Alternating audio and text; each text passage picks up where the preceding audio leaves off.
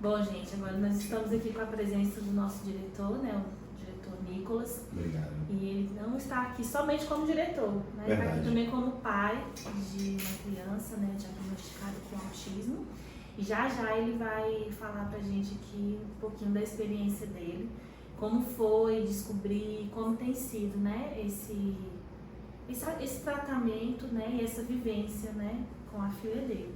A gente estava falando aqui, você tocou no assunto do suporte, né? Quais são os níveis de suporte, né, que o autista precisa?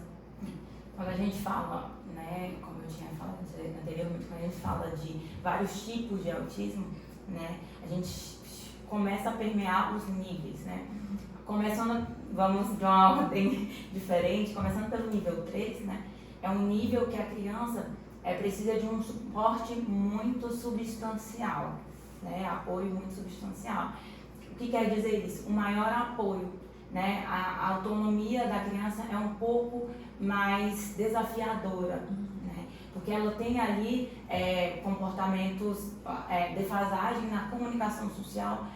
Geralmente ali a criança não consegue se comunicar, né? Ela não é uma criança que talvez seja não verbal, né? Na maioria dos casos é uma criança ali que pode ter outras comorbidades agregadas ali, uma deficiência intelectual, né? Então, quando a gente permeia pelo nível 3 de suporte, a gente fala que ela precisa de um suporte maior para ela adquirir as habilidades necessárias, né? Então, ali a criança tem uma rigidez maior, uma rigidez comportamental maior, ela tem dificuldades motoras.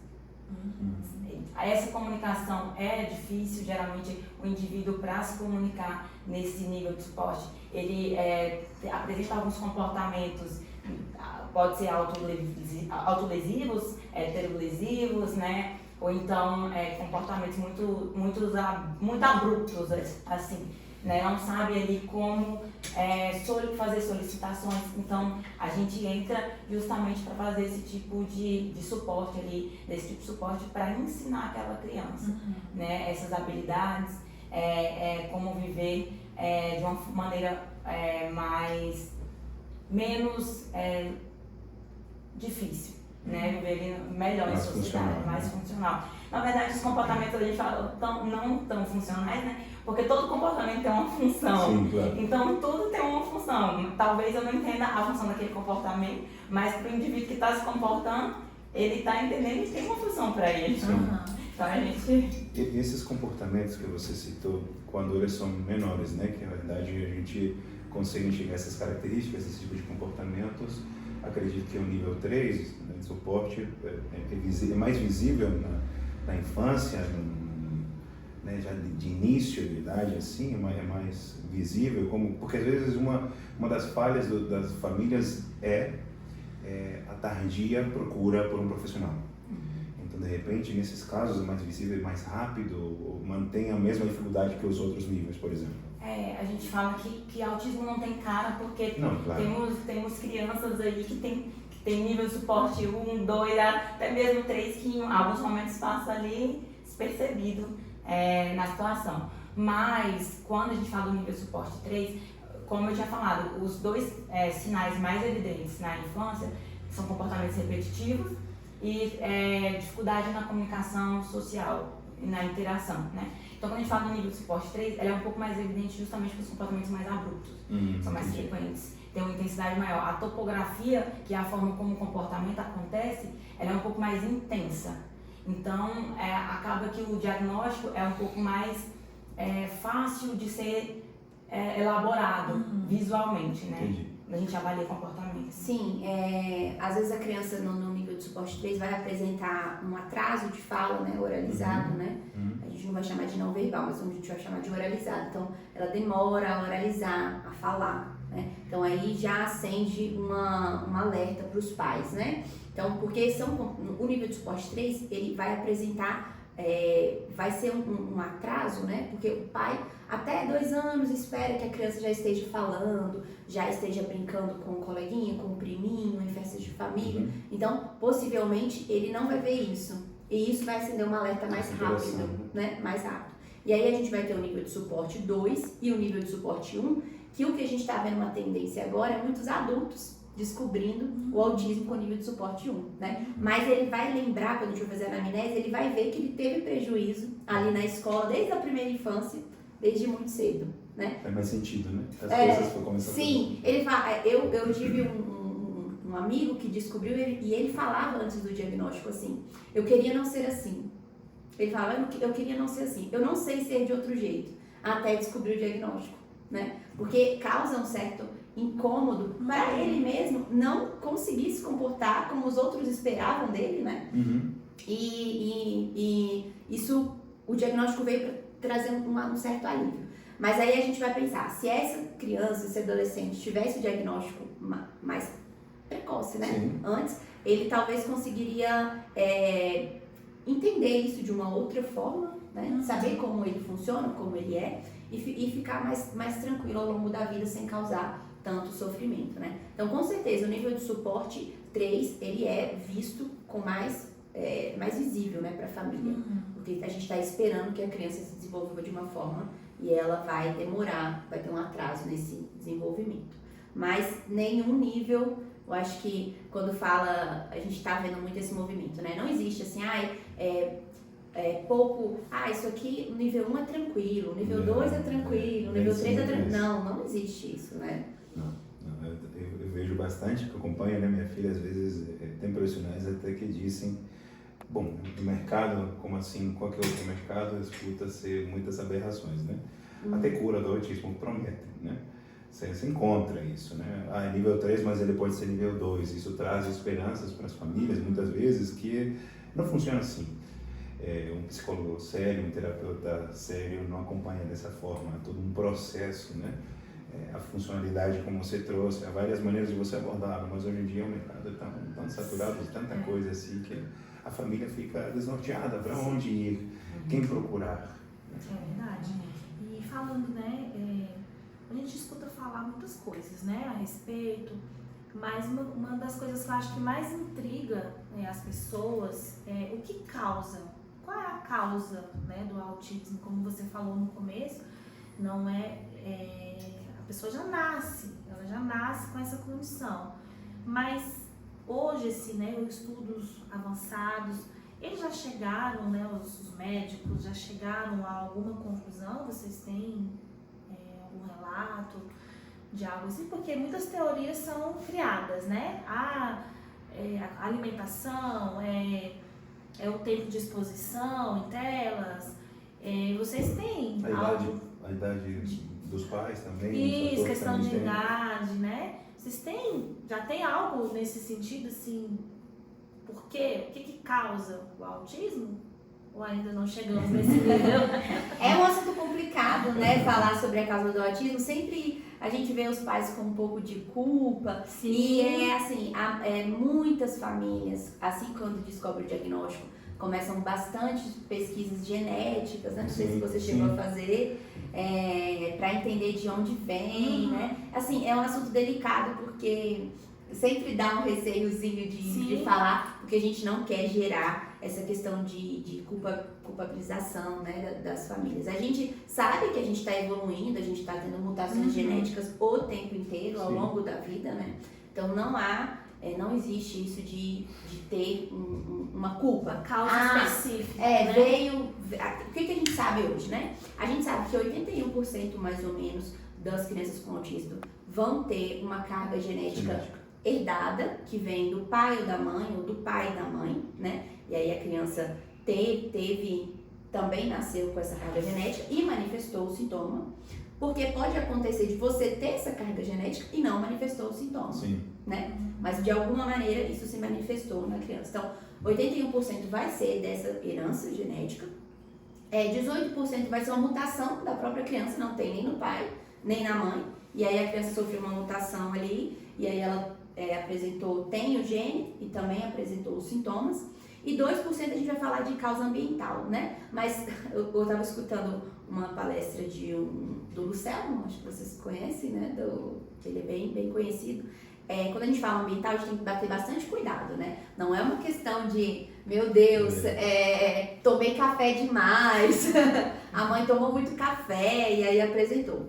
A gente tem o ácido valproico, que a gente sabe que esse, por exemplo, ele não pode ser consumido na gravidez, a gente tem bastante evidência que ele pode vir a causar, mas não, aí tem estudos sobre a poluição, tem estudos sobre a maconha, né, o uso da maconha na gestação, a gente vai ter bastante estudos, mas assim, não tem nada ainda que a gente fala, é isso. 100% garantido, né? A gente tem uma pesquisa, uma grande pesquisa, a gente ainda está caminhando bastante nisso, mas com certeza a gente ainda não tem, a gente não pode afirmar com tanta, assim, faço aqui esse exame aqui, esse exame aqui vai dar 100% garantido que não é, que vai ter, que não vai ter, né? Geralmente é uma combinação das influências genéticas e ambientais, né? Quando a gente falou dessa influência genética, foi o que a Marielle falou sobre essa questão do gene, né, e que vai se modificando e pode prevalecer ou não,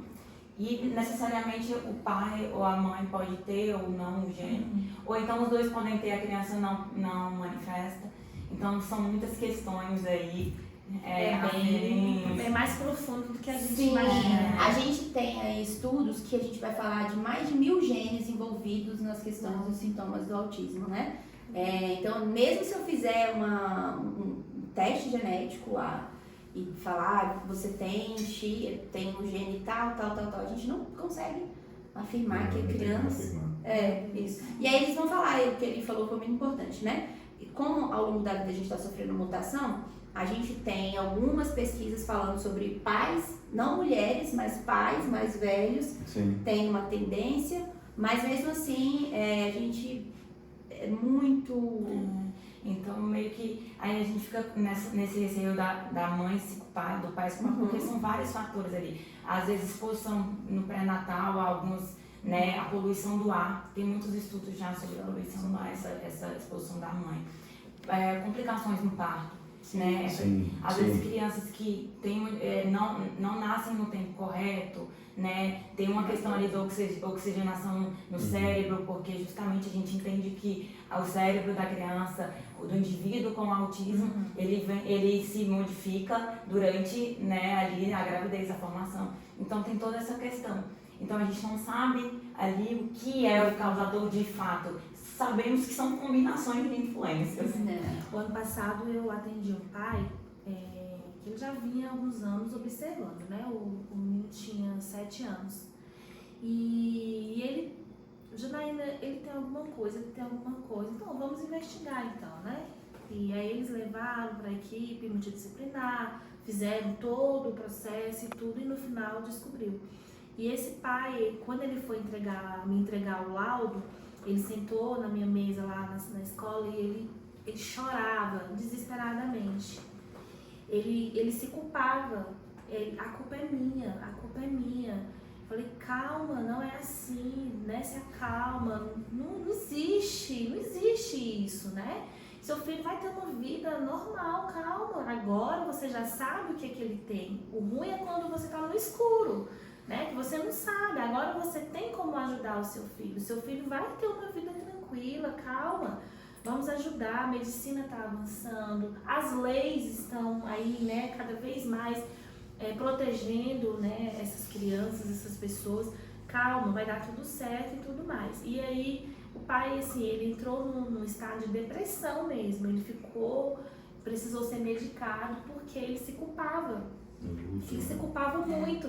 E a gente conversando, né, que é o luto, né? Você idealiza uma criança, uma pessoa, e quando ela não é aquilo que você imaginou, você vive um luto. Ele viveu, eu falei pra ele, você precisa viver esse momento. Então, se você precisar chorar, você chora, sabe? Se você quiser gritar, vai pra um lugar, assim, grita, sabe? Mas não se sinta culpado e nem responsável por isso, né? Agora o que você tem que fazer é ajudar o seu filho. E aí eu já entro aqui na próxima pergunta, né? Os tipos de tratamento, né? Quais são os tipos de tratamento hoje? Porque a gente entende que é preciso ter uma rede, né? Uma equipe ali que vai acompanhar essa criança, essa pessoa. Estou falando criança, mas hoje nós temos adultos também, né? Que estão descobrindo, como você falou. Quais são os tipos de tratamento que que essas pessoas precisam. Eu queria colocar um detalhe nessa e os essenciais, porque existem tantas variedades. Sim. E você, como pai de um marinheiro de primeira viagem, né, novo dentro desse quesito, muitas vezes você sai atirando para tudo que lado. Sim. Dizendo, meu filho, eu preciso então de tudo isso que aqui está. E existem alguns que, pelo menos na minha experiência, eu considero que eu posso estar errado, tá? Vocês me corrigem depois.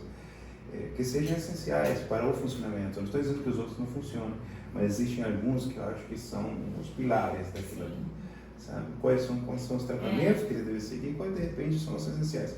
Porque muitas vezes os pais chegam cruz a esse mundo novo, né? Sem conhecimento nenhum, no qual você precisa de um suporte. Né? Eu volto a ressaltar que dentro desse mercado você vai encontrar. Eu, por exemplo, passei por 7 neurologistas, psicólogos, eu perdi a conta de quantos já passei, fonoaudiólogos, e aí vai, até você ir encaixando com, de fato, quem entende e quem te orienta. Não, daqui você vai para cá. Você vai aprendendo o caminho, sabe? Quando a gente fala de tratamento, temos uma dificuldade hoje no Brasil, por quê? Porque análise do comportamento não é uma profissão. Então, a gente, quando não é uma profissão, ela é aberta para qualquer pessoa dizer que é análise do comportamento ou dizer que aplica análise do comportamento e oferecer para as famílias que já estão em sofrimento, em luto, um desespero, buscando algo para ajudar naquele momento, falar assim, olha, o pai cria uma expectativa na família. Eu faço isso, eu trago a cura, eu faço isso, né, o seu filho vai se desenvolver. Às vezes a pessoa não entende o que está fazendo. Então, hoje em dia, a gente tem que procurar profissionais que são capacitados para isso, né? Realmente, com graduação, porque no Brasil a gente ainda, como não é regulamentado, né? Nos Estados Unidos tem regulamentação, então tem o técnico, né, que faz a aplicação, tem ali o QBA, que faz a supervisão, tem o BCBA, então ali a gente consegue, e não necessariamente precisa ser alguém com a graduação na área, mas com o curso e a certificação necessária para aquilo. No Brasil, nós temos pessoas com as graduações na área da saúde, na área de educação, e com pós-graduação, mestrado, doutorado, na área de análise do comportamento. Então, quando a gente fala de tratamento para autismo, a gente precisa buscar tratamentos com evidências científicas. Né? Quando a gente fala do ABA, que é a análise do comportamento aplicado, a gente fala de um tratamento com comprovação científica, e ele é experimental. Então, o principal tratamento é o ABA, né? Então, quando você pega o ABA, você dentro do ABA, você pega ali alguns tratamentos mais naturalísticos que tem, né, a base de análise do comportamento, né? Tem o PRT, que é Response Pivotal, né? Que ali você trabalha de uma forma mais naturalística com a criança. Então, tem várias coisas dentro do ABA que você pode trabalhar de várias formas, né? Mas você também tem o PECS, que é com base em análise do comportamento, um livro, né, do Skinner. Então ele é formulado ali para trabalhar a comunicação de crianças que não conseguem se comunicar verbalmente, né, ou de uma comunicação diferente. Você pega ali o TEC, que ali você também trabalha comunicação com a criança. Então tem várias formas. Deixando bem claro que dentro do ABA você trabalha com uma equipe multi.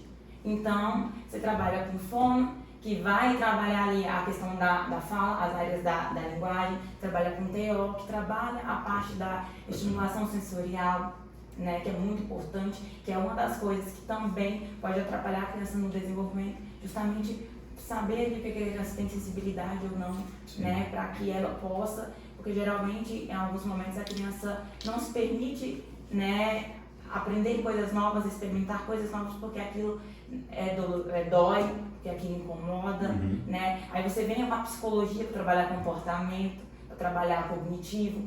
Então, a análise do comportamento é o tratamento principal para você estar trabalhando ali o cognitivo da criança, ensinando comportamento. A análise do comportamento tem como base o quê? Ensinar comportamentos adaptativos, comportamentos que a criança viva sem tantos prejuízos em sociedade e diminuir ou colocar em extinção comportamentos que não são, que são interferentes, que interferem no desenvolvimento daquela criança, que interferem ela de aprender, né? Então é a análise do comportamento que é a base e tem os complementares. Sim. Né? Que você, hoje em dia nós temos outras gamas ali de intervenções, por exemplo, neurofeedback e biofeedback, que é algo muito novo hoje, mas que está tendo muitas pesquisas na área, porque quando a gente pega uma criança, quando a gente fala de intervenção precoce, a gente fala, por que intervenção precoce? Porque a gente vai começar pela neuroplasticidade. Uma criança, para você fazer modulações da neuroplasticidade, é mais fácil. Aquele cérebro que não fazia aquelas conexões, você pode fazer essas modelações ensinando. Né? Quando você ensina algo novo para a criança, aquele cérebro está se modificando, tendo umas novas sinapses, conexões diferentes. Então você consegue ensinar aquilo que não veio, né, já biologicamente. Então quando você entra no neurofeedback, você também já consegue fazer essas modulações. Ecoterapia, você já tem né, uma abordagem um pouco mais diferente com a criança, contato com o animal, com a natureza. Então tem várias. Tem a parte também da educação física, que a gente entra, né, com exercício físico, que ajuda a criança, né, ali, uma criança que tem muita energia, a gastar um pouco dessa energia, ali, baixar um pouco o nível de consciência. Então, ali, tem todas essas questões que podem ajudar a criança, que vai dar no desenvolvimento da criança. A gente vai falar quando a gente fala de tratamento, a gente também vê muitas crianças utilizando de medicação, né? Sim. A medicação, ela vai tratar de um sintoma específico. A criança é muito irritada, a criança está agressiva, né? Então, a gente vai entrar com medicação. Isso não é quando eu falo a gente, parece eu, né? Isso aí, os profissionais, o neuropediatra, o psiquiatra vai entrar com a questão medicamentosa. Mas o medicamento, ele não vai tratar o autismo, ele vai tratar um sintoma. Exato. Então, a gente vai isolar aquele sintoma e a gente vai entrar com uma medicação para ajudar naquele sintoma. Não existe uma medicação para o autismo, não existe. Então, ele vai tratar um sintoma específico. Como a Thaís falou, muitas crianças vão ter outras comorbidades, como TDAH. Então, ele vai entrar com uma medicação, talvez. Normalmente o autismo nunca vem só, né? Normalmente sempre... A gente vai ver comorbidades, juntas, né? A gente vai ver bastante, mas assim, é difícil aferir que sempre vai ver. Mas a gente vê, quando, por exemplo, nível de suporte 3, por exemplo, a gente vai ver muitas comorbidades, né? A gente acaba vendo muitas comorbidades, né? A gente vai ver uma deficiência intelectual, a gente vai ver talvez um TDAH, a gente vai ver uma questão sensorial que ainda não está regulamentado, mas a questão sensorial, né, a disfunção sensorial, ela está à parte, né, ela também está à parte. Tanto que a gente tem um método específico para trabalhar a disfunção sensorial, né, que é quem faz a integração sensorial. Então, isso é uma outra metodologia, né, pode se beneficiar. A Thaís falou sobre a análise aplicada do comportamento, assim, é importante a gente saber que todo profissional pode se beneficiar da análise do comportamento, desde que ele se capacite para isso. Sim. Então, eu sou professora, eu posso utilizar, e elas utilizam mesmo sem saber, né? Quando tá ali fazendo alguma coisa, todo mundo faz e a professora elogia, aquilo é uma forma de aplicar a análise aplicada do comportamento. Ela está fazendo aquilo mesmo sem saber. Então, qualquer profissional pode se beneficiar de aba, né? Todo mundo chama de aba. Mas é claro que a gente precisa entender que nem todo mundo vai saber fazer isso de forma assertiva, né? A gente tem uma crítica muito grande, né, no aba, que as pessoas falam, você está robotizando meu filho, né? Tem muito essa fala, mas é porque realmente tem pessoas que utilizam a metodologia, como eu vejo, a aba é uma ferramenta. Ela pode ser utilizada por qualquer pessoa pode se beneficiar do aba, né? Desde que entenda, desde que estude, desde que se capacite para aquilo, né? Então, ela é uma ferramenta que vai abrir muitas portas, né? Ela é apenas uma ferramenta, todo mundo pode se beneficiar, mas é claro que na questão do comportamento humano, a gente da psicologia acaba se aprofundando um pouquinho mais, né? A gente vai muito mais da superfície. Voltando, a gente vai indo, né? Quando vê, a gente tá lá na frente. Então, questão medicamentosa, a gente vai só aplicar para tratar sintoma específico. E como a Thaís disse, o que hoje a gente tem de pesquisa na área pro ABA do autismo é análise aplicada do comportamento. A gente vai ter TCC também para nível de suporte 1, né? A gente tem pesquisas que utilizam de muitas ferramentas que são advindas do terapia cognitiva comportamental, mas a gente tem para o nível de suporte 1, né? Suporte 2 e 3 a gente ainda não viu, mas o suporte 1 a gente vê que a TCC está fazendo um trabalho legal e a gente vai ter o integração sensorial IGLES, né? IGLES, que é também uma outra metodologia específica para as crianças que vão ter ali uma disfunção sensorial. Né? E é importante salientar que tem que ter muito cuidado com esse método, porque é algo que só a TO pode aplicar nesse sentido, né? Pode aplicar no sentido que ela vai saber conduzir isso. E também ter cuidado, porque é um curso específico que não é muito fácil de ser adquirido, por questões financeiras e por também questões de não estar disponível assim muito facilmente. É um curso internacional, né? O IRIS, o curso mesmo, assim. Então, a gente procurar profissionais que realmente tenham essa certificação e que saibam fazer. Porque não é todo mundo que fala, eu faço IS, integração sensorial, que realmente faz. Então tem que ter cuidado. Porque quando a gente fala de indivíduos com atrasos no desenvolvimento, a gente tem que ter muito cuidado com o que a gente vai estimular ali e a forma como a gente está fazendo. Porque senão a gente causa mais prejuízo para aquele indivíduo, a gente atrasa, a gente rouba a vida, a gente rouba o desenvolvimento da criança. Né? Então, eu acho que a maior dor dos pais é ver isso aí, um atraso. Não uma questão financeira, porque você acaba, também tem influência, né? Eu muitas vezes senti assim, tenho amigos que também têm filhos com TEA. E uma das dores é essa, né? Roubaram tempo do meu filho. Né? Houve atraso, não houve evolução.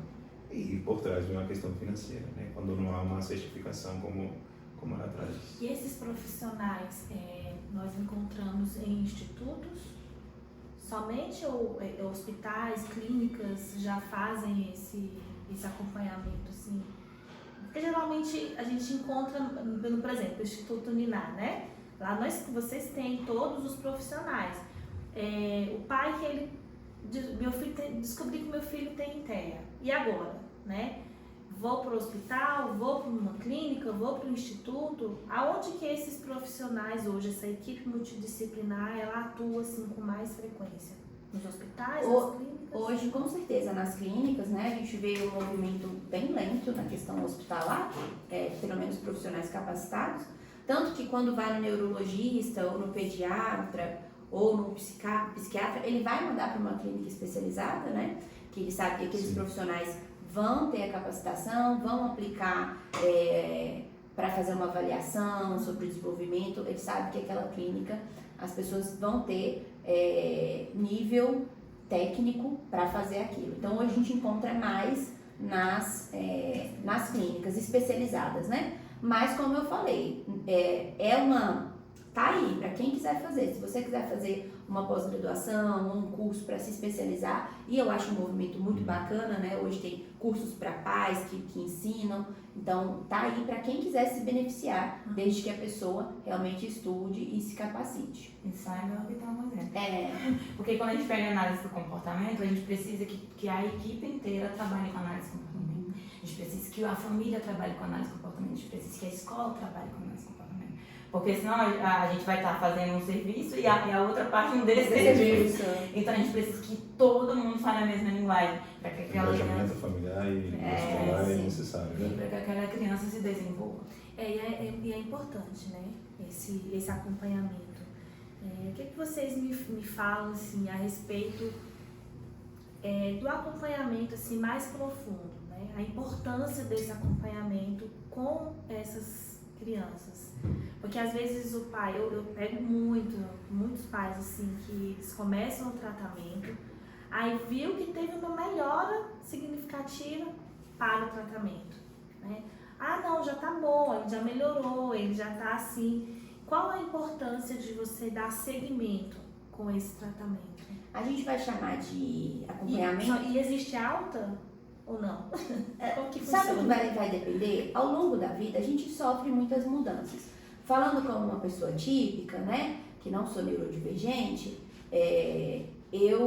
ao longo da vida, eu mudo de casa, eu mudo de emprego, eu me caso, eu tenho filho, ou eu fico solteira, ou eu vou viajar. Então, olha como todo o ambiente está mudando. Talvez nesses ambientes eu vou precisar de uma certa adaptação, que eu consigo fazer tranquilamente. Quando a gente fala da criança atípica, às vezes nas mudanças ao cotidiano durante a vida, ela vai precisar de adaptações diferentes. Então é difícil eu falar, ele vai ter alta, ele não vai ter alta. Talvez ele vai chegar num ponto que ele vai aprender, ter uma aprendizagem capaz, as coisas mudaram. Então, como eu vou fazer, né? Eu já aprendi isso. Então, como eu vou fazer? Não gosto de barulho, então vou usar um adaptador, né? Então, a pessoa vai conseguindo, ao longo da vida, fazer as adaptações. A família vai se adaptando, né? Já consegue ter uma qualidade de vida melhor com as adaptações necessárias. Mas é difícil aferir. E se essa criança cresce, vira um adolescente e entra na faculdade, é tudo novo, de novo. Então, talvez ela vai passar por um período de adaptação. Ela vai precisar de um novo repertório que talvez ela não vai conseguir adquirir sozinha, né? Então, é difícil a gente falar, tem alta, não tem alta. Até a gente sai da terapia, volta pra terapia. Tô com um problema, volto com alguma coisa. Então, é sempre assim. Então, a gente não é linear. O mundo não é linear. Ainda mais com a tecnologia, a gente está mudando, as pessoas estão mudando. Então, é difícil aferir. A gente vai chamar aí de acompanhamento mais profundo um ambiente adaptado, né? É aquele indivíduo que é acompanhado por um médico, por um psiquiatra, por um neuro, por um pediatra, é acompanhado por psicólogo, é acompanhado por fonoaudiólogo, é acompanhado por terapeuta ocupacional, caso necessário. Então, a equipe que está em volta dele, tá todo mundo fazendo o mesmo trabalho, tá todo mundo acompanhando o serviço. A escola, né? A escola está adaptada, a escola está receptiva. Quando a gente fala de inclusão escolar, por exemplo, eu sempre, acho que eu já falei com você lá, falo aqui novamente, eu acho que a inclusão é uma coisa muito bonita no papel, mas ela precisa ser trabalhada. Todos os dias a gente tem que sentar e conversar sobre as adaptações. A inclusão, a gente tem pesquisa, a gente tem que continuar fazendo para a gente levar para a escola melhor, mas a inclusão só vai acontecer aqui. Você está na escola, a professora acontece, a criança tem as peculiaridades. Vamos sentar, como é que a gente vai incluir essa criança? Então, é essa conversa. Tanto, né, que a gente tem feito muitas visitas escolares. Isso é muito legal. A gente fica muito feliz quando a escola nos recebe, porque até um tempo atrás era muito difícil. A escola não queria receber psicólogo, a escola não queria receber orientação. Então, a gente está chamando de acompanhamento profundo, todo mundo adaptado, todo mundo caminhando junto. E o que isso traz, né? Isso traz um conforto para a família, para a escola, para os amigos, né? As crianças perguntam, né? Quantas vezes a gente não pergunta, tia, o que ele tem? Porque ele é diferente. Então, a gente inclui essa criança fica receptiva. Quantas crianças, olha, até me emociono de falar, quantas as próprias crianças estão ajudando as outras. Isso é incrível, entende? Se tornam crianças mais empáticas, né? Mais humanas, né? Sim, mas isso por quê? Porque ela tem um conhecimento, né? O professor consegue explicar para ela, olha, fulano tem uma certa dificuldade, a gente pode ajudar ele dessa forma, para ele também ser incluso na atividade, vamos. E aí tem coleguinha pegando a mão. Gente, a gente tem uma profissional que fez um trabalho na escola, e aí a professora estava falando com o menino de longe, gritando, e ele assim, o menino não olhando, né? Aí o aluno virou, tia, não adianta falar com ele assim, tem que falar assim, ó, bem pertinho. Então, a criança já estava ensinando a professora a lidar. Então, isso, quando a gente consegue chegar, né, nesse mundo ideal, traz um conforto, um acolhimento, né? E a criança vai... Qual que é o nosso objetivo? Nosso objetivo é fazer um ambiente com que a criança usufrua, né, de tudo que ela tem direito neste mundo, né? Então, ela vai ter as adaptações que é necessária, ela vai saber as limitações, a gente vai saber as limitações, a gente não vai ser capacitista. Não, fulano não dá conta de fazer isso porque ele é autista. Fulano não dá conta de fazer isso porque ele tem síndrome de Down. A gente vai parar, a gente vai cortar isso, né? A gente vai criar um ambiente seguro, um ambiente propício à aprendizagem, a usufruir com abundância de todas as coisas que ela tem direito naquele ambiente. Então, esse acompanhamento mais profundo é assim, e ao mesmo tempo todo mundo está carregando a responsabilidade de criar um profissional, tá dividindo, né, com os outros, com a família, com a escola, a responsabilidade de criar um ambiente inclusivo, adaptativo, se necessário, né, para que essa criança usufrua de tudo que ela tem direito. Legal, e a gente estava conversando antes de começar a filmagem, né, sobre as leis, né, que hoje a gente já tem algumas leis, né, e era assim, é uma coisa que eu acho que nem precisava, de verdade, não precisava, né, não precisava tem direito, disso. assim, quando falar tem direito, Sim. não como direito legal, é uma consciência da instituição, consciência geral de que precisa ser feito assim. O pai nem precisaria citar leis, o professor tem direito de estudar aqui e é isso. Eu acho que não haveria necessidade quando há uma conscientização em relação ao assunto. E a gente ainda tem que melhorar muito, né? O nosso país, ele precisa ainda melhorar, mas eu acho que já é uma vitória, né? As leis que foram criadas. E a gente pesquisa e lê, assim, são leis recentes, né? Às vezes a gente para pensar no passado, né? Esse ano eu completo 27 anos de magistério, de escola, e lendo sobre o autismo, e você acaba que você se lembra de alguns alunos lá atrás com características, mas a gente não ouvia falar, né? A gente veio começar a ouvir falar de autismo mesmo, tem o quê? De 2010 pra cá? Mais ou menos? 2005? Mais recente, né? A lei de 2015, né? Uma das leis, né, de 2015, em relação a provas, em relação a adequações curriculares, 2015.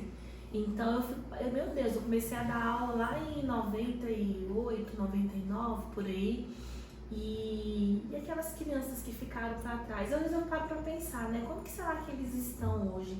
Será que eles conseguiram avançar? Tem gente que acha que é um surto, né? Hoje em dia as pessoas acham que é agora que existe esse tipo de diagnóstico. Sempre existiu. Sempre existiu. Na verdade, nós não tratamos de maneira negligente, mas sempre existiu. Não existia um estudo ali aprofundado, né? Às vezes aquela criança ela era considerada burra, ela reprovava 5, 6 vezes. Utilizava o termo retardado. Utilizava muito esse termo. Era isso, ela era excluída ali do meio. E às vezes eu fico me lembrando de alguns alunos que eu tive e pensando como que eles estão hoje, né? Será que eles conseguiram? Muitos desistiram da escola. É muito comum a gente ver pessoas que pararam na 4ª, 5ª série. Simplesmente, claro, tem outras questões socioeconômicas envolvidas, né? Mas muitas pessoas reprovavam 4 anos e depois desistiam, né? Saíram, a família falava, não, você não vai aprender. Não tinha muito entendimento sobre os diagnósticos. Eu fiz uma visita escolar essa semana e aí eu cheguei na escola, eu trabalhei, foi a primeira escola que eu trabalhei no início da faculdade com autismo há 8 anos atrás. E na escola só tinha uma criança que era a criança que eu acompanhava. Hoje tem 92 crianças. 92 caras. E aí eu conversando e falei, gente, 8 anos. Ela me reconheceram, você trabalhou aqui. Eu falei, gente, só tinha uma criança. Diagnóstico. E olha, agora 92. E aí eu vi, às vezes tem questionamentos do tipo, está aumentando tão frequentemente, ou os casos de autismo, ou agora que está sendo, que estamos olhando para o diagnóstico. Entende? Para os sintomas. Sim. Porque se você pega o estudo mais recente, eu acho que é da Sociedade de Pediatria, é 1 a cada 30 que é autismo, que nasce com autismo. Então, antes... Um número muito alto, né? Aliás, o número que provavelmente sempre... sempre existiu. Pode variar um pouco, né? De repente, por alguns fatores que foram colocados aqui, mas sempre existiu. Né? Sim. E aí agora eu queria ouvir de você, Nicolas. De mim? Como pai. Agora tá me chamando. Como foi? Eu perguntei pra você, né? Como que você sempre desconfiou? O que você observou ali na Alice que te levou a procurar ajuda? A comparação entre as duas, que eu tenho uma filha mais velha e a Alice era mais nova, né? Sempre me levou uma desconfiança. É muito comum você, como pai, fazer comparações. É comum, né? Eu acho que se a Alice tivesse só a Alice, eu acho que eu não teria procurado tão rápido. E com menos ela teve o que chama-se regressão, né? Ela regrediu, começou normal até os 9, 8 meses por aí, depois ela voltou. Ao ponto de apontar para as coisas, não verbal, começou falando, depois não falou mais.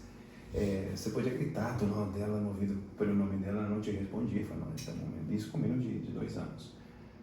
E falando, está no momento de procurar um profissional, porque não está comum ao que eu vivi, né? É claro que no início a família um pouco resiste, né? A família da minha esposa, querendo ou não, o que vocês falaram aqui, né? O fato de você encarar isso aí é duro, né? Você tem que encarar uma nova realidade que você idealiza um monte de coisa. Mas não é fácil, não é fácil. Eu, no momento, eu principalmente me senti muito perdido, pouco orientado. E isso é o que mais incomoda às vezes, sabe? Você não tem um suporte direcionado específico. Você vai caindo em profissionais que muitas vezes o interesse é apenas financeiro. Porque poucos planos de saúde, mesmo tendo a graça de Deus de ter um plano de saúde que possa, né, que é bom, né? Muitas vezes não cobre. É tudo por fora, né? Tudo particular. E há um interesse financeiro muito grande, né? Muita gente pega apenas para esse lado.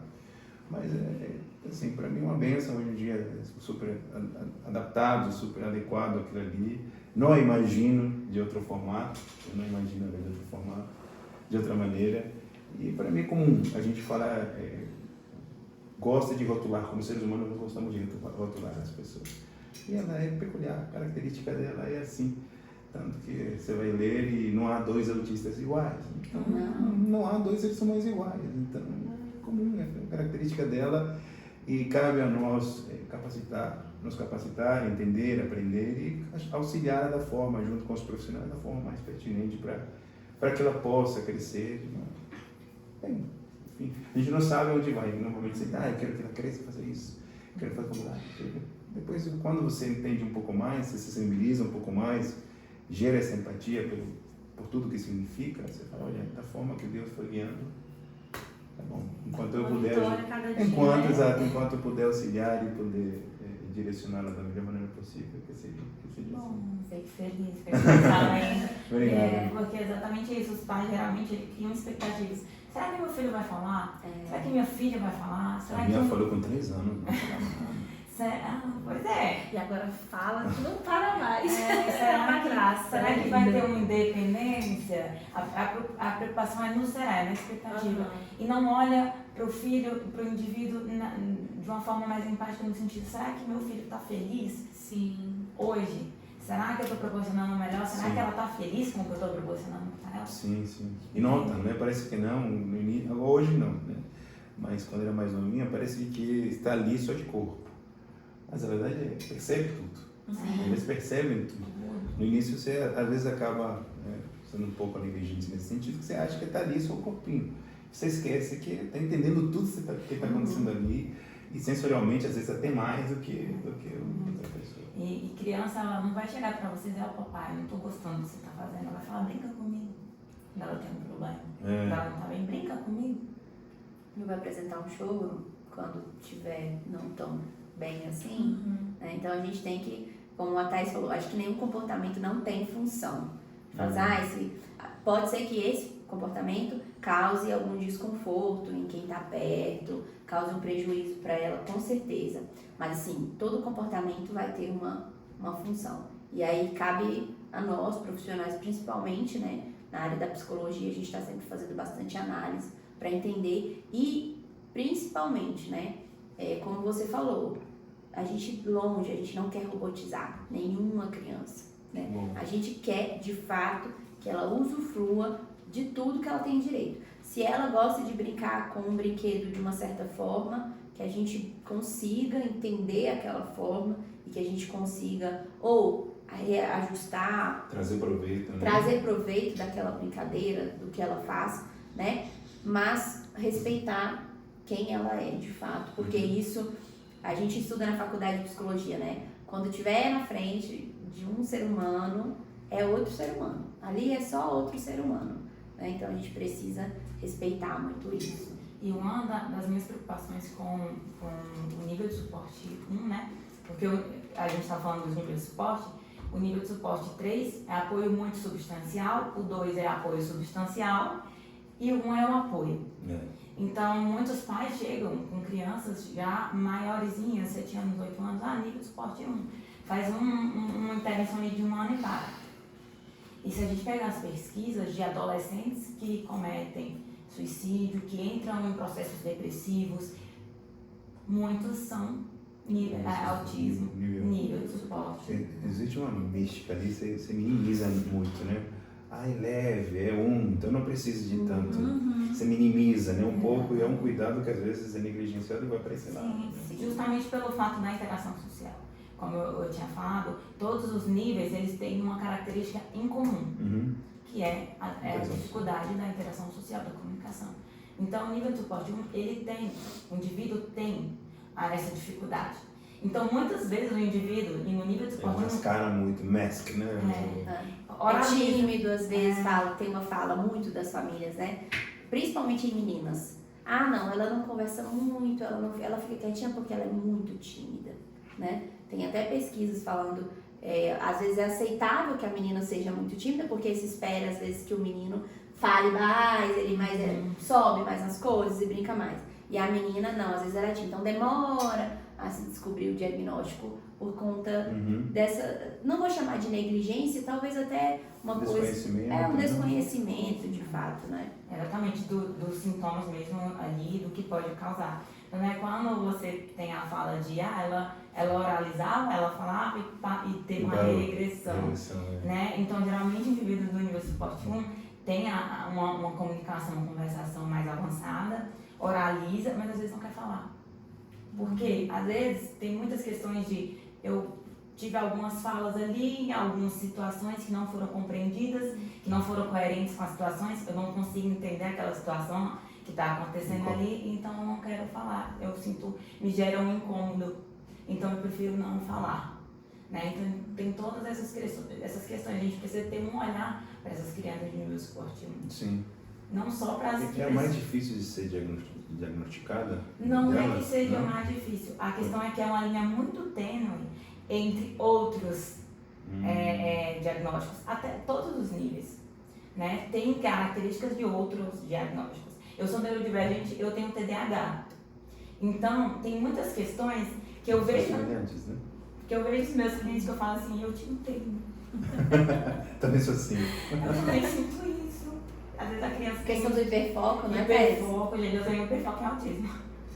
Estuda muito, fica muito tempo. E aí quando você vai estudar outra coisa, você pensa, aquela criança gosta muito de um videogame. E aí os pais têm uma fala assim, tá vendo? Quando ele tá na frente do videogame, ele presta atenção em tudo. Agora na frente do livro, ele não presta atenção.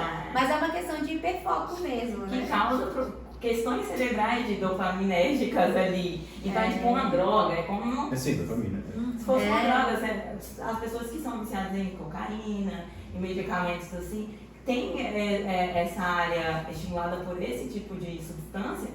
Criança que tem questões visuais, quando ela vê comportamentos repetitivos visualmente, jogar bolinha na mesma direção e enfileirar as coisas ali, é como se tivesse os dinossauros, né? Eu descobri a minha que não enfileirava.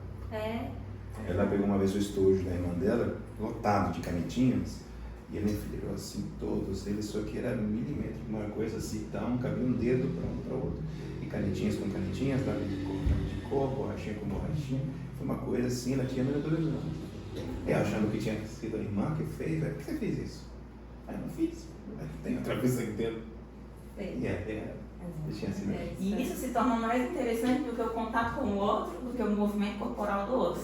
Então, por isso, quando a gente trabalha na área de comportamento, a gente tem vários protocolos. Um dos mais usados é o ABLES, né, que a gente trabalha essas habilidades. E aí a gente começa, o primeiro eixo, que é o eixo A, é o eixo que a gente trabalha essas habilidades básicas de contato visual, de criança seguir instrução, da pessoa em si ser altamente reforçador para aquela criança, dentro da interação com aquela pessoa ser reforçador, sem que você use outro tipo de coisa como reforçador. Então a gente começa a trabalhar isso porque é essencial para a aprendizagem. Uau, gente. Uma aula, né? Tivemos uma aula. Uma aula isso aqui. Muito feliz, muito obrigada. Quero agradecer assim, de coração mesmo, vocês duas, né, o Instituto, por ter disponibilizado esse tempo aqui com a gente. Agradecer ao nosso diretor, aos meus câmeras que estão aqui já, né? Meu Deus, vou embora.